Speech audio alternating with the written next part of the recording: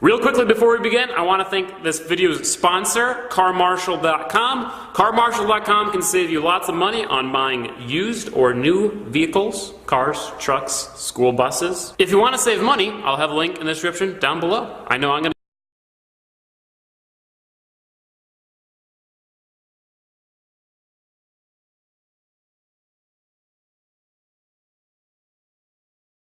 Punta Gorda Police Department Formal Personnel Complaint Narrative. I have been subjected to a pattern of unfavorable treatment by Captain Jason Ciaschini based on my gender. This treatment has been ongoing for a number of years and has affected many areas of my employment to include hiring, constant fear of termination, unequal pay, job assignments, promotions, training, and other terms and conditions of my employment. In accordance with Punta Gorda Police Department Standard Operating Procedure 202.00 IA2, I am submitting this complaint directly to the Chief of Police as this complaint is against the Support Services Commander, Captain Jason Ciaschini. I began my employment with the agency as a dispatcher and ultimately wanted to leave the communications center because of Captain Jason Ciaschini, the commanding officer of the unit. He would constantly come into the predominantly female unit and be condescending and degrading to us. He maintained a demeaning attitude and made us feel as if we were worthless and disposable. Multiple female dispatchers have complained in the past to Chief Butch Arenal as well as Chief Tom Lewis of this degrading behavior. I believe that Captain Ciaschini has been informally counseled on this and it has been possibly documented in his performance evaluation. At the time, instead of filing a formal complaint, I decided to seek other opportunities within the agency. I applied for an open accreditation manager position on October 18, 2012. I recall going through the interview portion of the application process and being asked questions in a manner that I would consider to be professional by everyone, until Chief Butch Arenal briefly stepped out of the room. Captain Ciaschini took the opportunity to ask me rapid-fire questions about managing grants, finance, etc. in a contemptuous tone in an obvious effort to discredit me. Afterward, I learned from others that were in the room that Captain Ciaschini made comments about his belief that I would not have the intellect to succeed in that position. It is apparent that other members of the board disagreed with his statement as I was ultimately appointed to the position on November 26, 2012, Personnel Order PGPO/1211-16. I would later go on to excel in that position and was publicly recognized for my efforts. Moving forward, I became a part of the administrative team, attending many of the department's hiring and promotional interviews.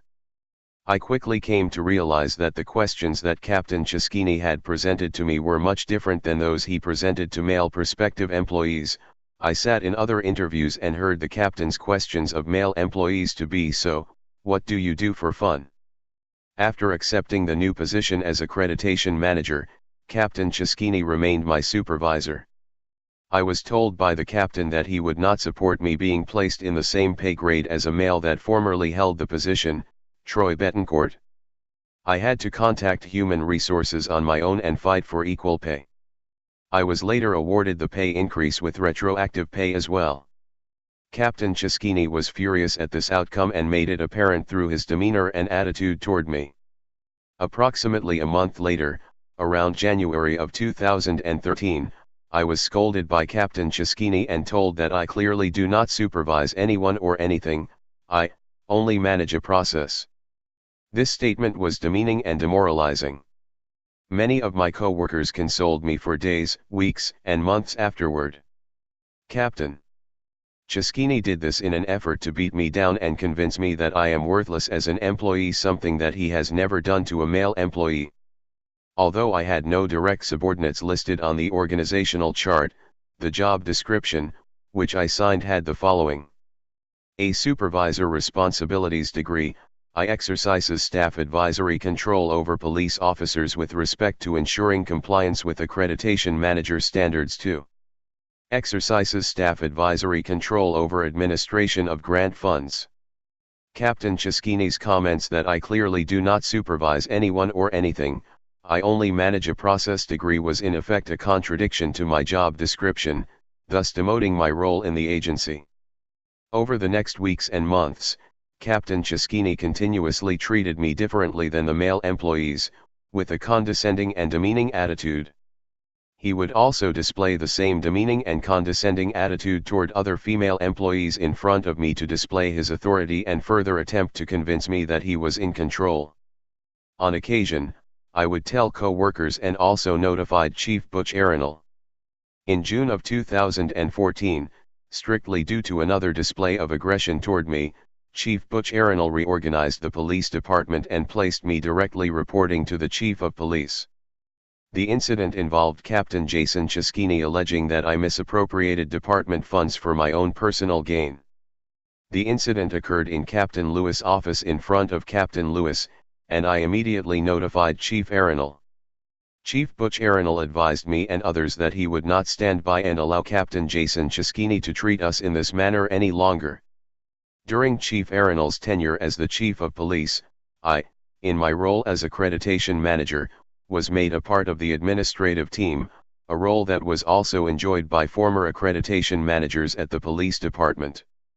I was added to the police admin email distribution group, attended each and every morning admin meeting, was able to provide input on policy development, was made part of administrative reviews on uses of force, pursuits, etc., assisted at crime scenes and at command posts, and many other aspects of participating in the administration.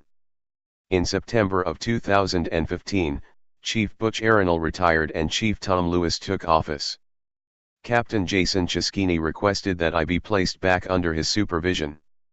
Chief Lewis was very well aware of the circumstances up to this point and had witnessed many instances of the captain treating me differently than that of male employees. As the former operations commander of the department, Tom Lewis had protected me from him. Captain Jason Ciaschini was denied his request. During Chief Lewis's tenure as the Chief of Police, I, in my role as accreditation manager, was kept as a part of the administrative team. I remained in the police admin email distribution group, attended each and every morning admin meeting, was able to provide input on policy development, was made part of administrative reviews on uses of force, pursuits, etc., assisted at crime scenes and at command posts, and many other aspects of participating in the administration. As the months went on, Chief Lewis became too busy to supervise the accreditation function directly, and in April of 2016, he reorganized the police department to have me directly report to the operations. Page 2 of 7. Commander, Captain Jeff Woodard, 601604-02. Chief Lewis made many comments that he was aware of Captain Ciaschini's disparate treatment of me and that he would not allow it. Captain Woodard agreed with that assessment and requested that I be placed under his supervision where he could stop Captain Ciaschini from his demeaning and condescending treatment. In December of 2016, I requested to have my dispatch certifications renewed and was advised that Captain Ciaschini as the head of the communications section denied my request. In February of 2017, I spoke directly to Captain Ciaschini and requested a second time to have my dispatch certifications renewed. He stated that there was no reason. I advised that if the administrative service supervisor position became available again, I wanted to pursue that position and maintaining those certifications would be an advantage to both me and the department. Captain Ciaschini stated that that was never going to happen and that dispatch didn't fall under the administrative services supervisor. I reminded him that it did when a male employee, former Lieutenant Joe King, was the supervisor, and Captain Ciaschini stated that that was an anomaly. It was very clear at that point that the captain would not afford me the same training or promotional opportunities as another male employee, Lieutenant Joe King. The entire conversation and tone was very condescending and demeaning.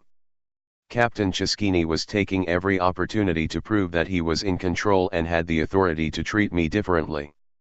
In February of 2017, Chief Lewis was placed on administrative leave and Captain Jason Ciaschini was named by City Manager Howard Koenig as the interim Chief of Police.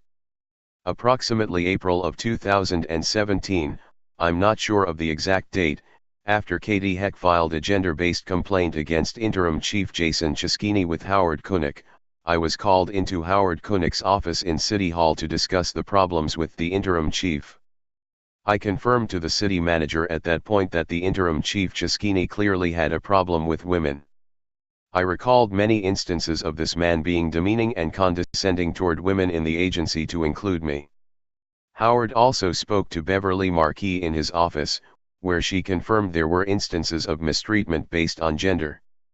Beverly and Katie both told me later that they confirmed this for Howard Kunnick.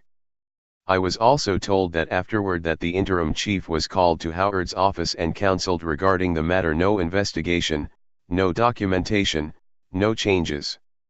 According to City Personnel Rules and Regulations 22.1 and 22.5, instances of harassment and retaliation would not be tolerated and would be investigated.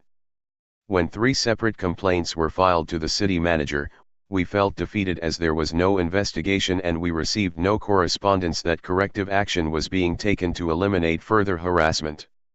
When those instances went uninvestigated, it led me to believe that interim chief Ciaschini was untouchable as the interim chief of police. Not only was there no investigation, but after learning of our complaints, interim chief Ciaschini treated us even worse. He ramped up his efforts to overdocument every perceived shortcoming in our work and then berated me in our weekly meetings. It was obvious that he was attempting to scare me from further complaining by revealing to me that he had been creating documentation against me.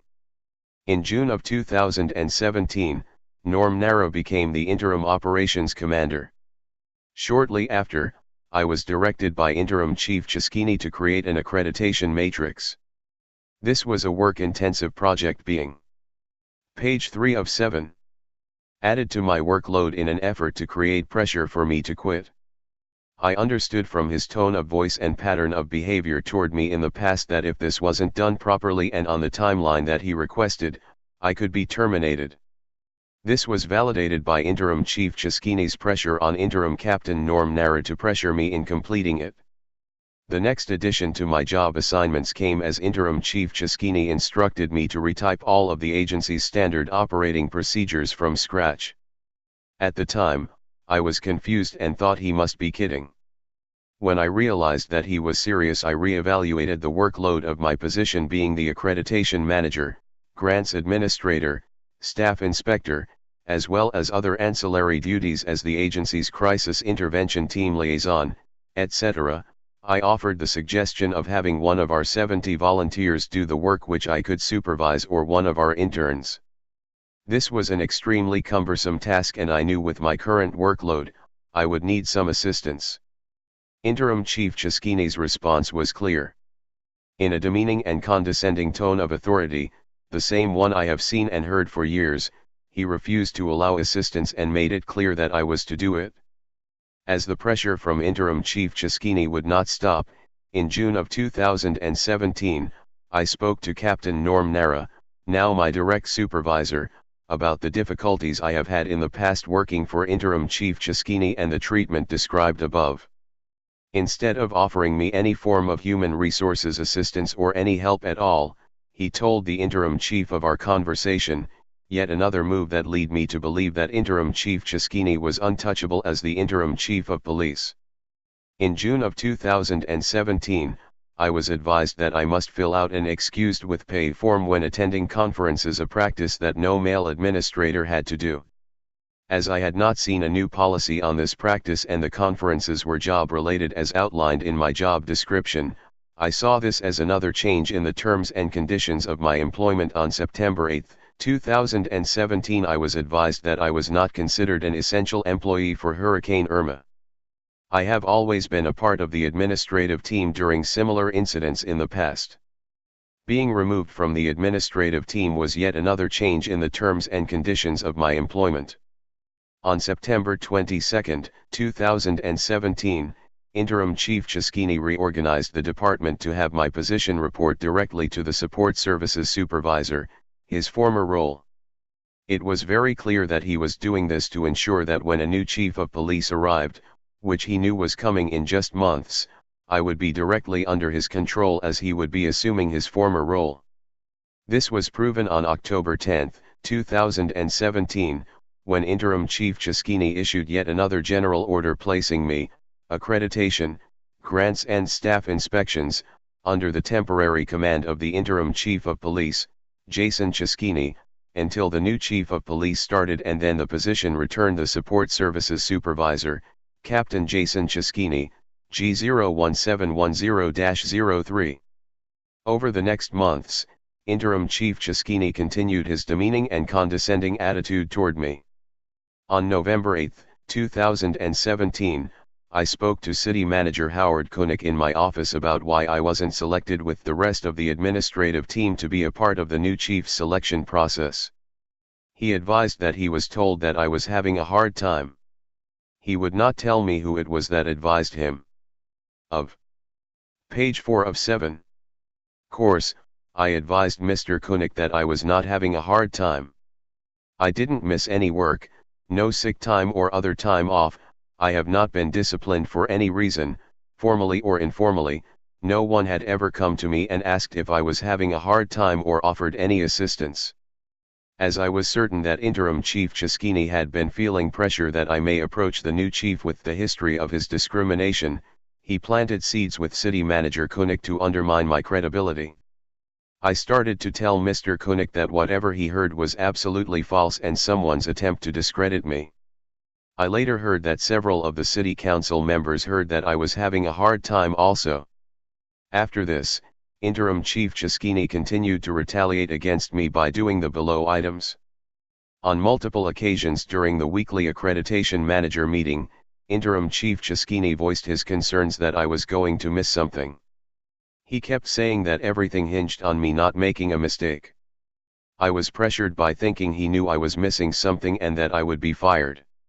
He was simply trying to create an environment that would make me quit. Every word was demeaning and with a condescending attitude. Next, he proceeded by demoting me from being an administrator. I was taken out of the police ADM in distribution email group, stopping communication and making a public statement to my co-workers. B.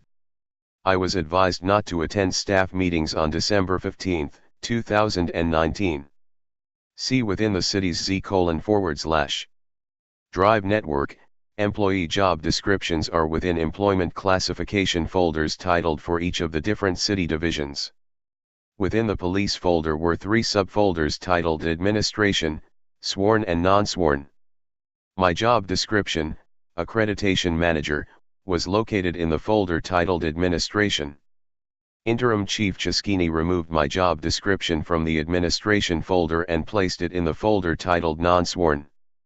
The Administration folder is now labeled Command Staff. On January 11, 2018, my two-way police radio was taken away from me. I was advised that there were not enough. However, there are 5 in the volunteer's office not being used. I have used this radio in my job functions for years as the accreditation manager, the staff inspector, etc. January 12, 2018, I requested an unmarked police car for transportation to the upcoming accreditation conference. Captain Ciaschini told me there was not one available and that I was to use my personal vehicle. When L told him that I didn't have a vehicle, he basically said that was not his problem. He told Beverly Marquis that he was going to teach me a lesson. This jeopardized my ability to receive needed training at the conference. I never recall Captain Ciaschini teaching a male employee a lesson. Furthermore, he denied my request to teach me a lesson. What was the lesson? That I was to be treated differently because I was a female? In yet another demeaning and condescending meeting on January 25, 2018, Captain Ciaschini advised that he believed I was not being thorough with the work I was handing in. He was concerned that my work product was going down, but he couldn't elaborate what his concerns were, only that he had concerns. This was said after years and years of exceeding performance standards on annual evaluations. Page 5 of 7. Under previous supervisors. This was clearly his way of communicating with me that he controlled my professional career. All he has to do is just say the words, that my work product is poor, and they are true. On February 24, 2018, I was advised that as a line employee, a term used many times by Captain Ciaschini to demean employees, I was not required to complete the bi-weekly payroll form, a process I have done for many years. As most other administrators complete bi-weekly payroll, this is another example of Captain Ciaschini changing the conditions and terms of my employment. This list of examples are just a few among the almost daily mistreatment that has created a hostile work environment under Captain/Interim Chief Ciaschini. Although the mistreatment has been going on for many years, I believe that minimal efforts were put forth to shield me from his discrimination by former chiefs and former supervisors. Captain Ciaschini's gender discriminations have been clearly recognized by many former employees, supervisors, command officers, and chiefs of police, many of them now wanting to provide witness statements to an investigator of the EEOC violations to ensure that the truth is exposed to stop Captain Ciaschini from doing this to me or any other employees in the future. There are also current and former female employees, sworn and civilian, that have been directly discriminated against that need a voice through this investigation. Aside from the parties named above, the following is a list of witnesses that have direct knowledge or experience of the above and will be able to provide testimony as to the discrimination and mistreatment. 1. Former Chief Albert A. Arenal. 2. Former Chief Thomas Lewis. 3. Former Captain Jeff Woodard. 4. Former Lieutenant K.D. Heck. 5. Former Lieutenant Joe King. 6. Captain Jim Nichols. 7. Lieutenant Melissa Reynolds. 8. Lieutenant David Linker. 9. Lieutenant Rick Mohawk. 10. Lieutenant Chris Salzman. 11. Lieutenant Terry Cochran. 12. Interim Captain Norman Nara. And 13. Executive Assistant to the Chief of Police Beverly Markey. I have witnessed other former female employees suffer the same form of gender-based discrimination, and if interviewed, I believe that they will offer truthful testimony in an official investigation. You will notice that Captain Jason Ciaschini changed so many aspects of my employment as a direct result of filing complaints to former Chief Arenal, former Chief Lewis and City Manager Howard Kunnick, increased workloads, many tasks which were demeaning and unnecessary, influencing my training and promotional opportunities, to demoting me out of the administration of the agency. All of this was done. Page 6 of 7.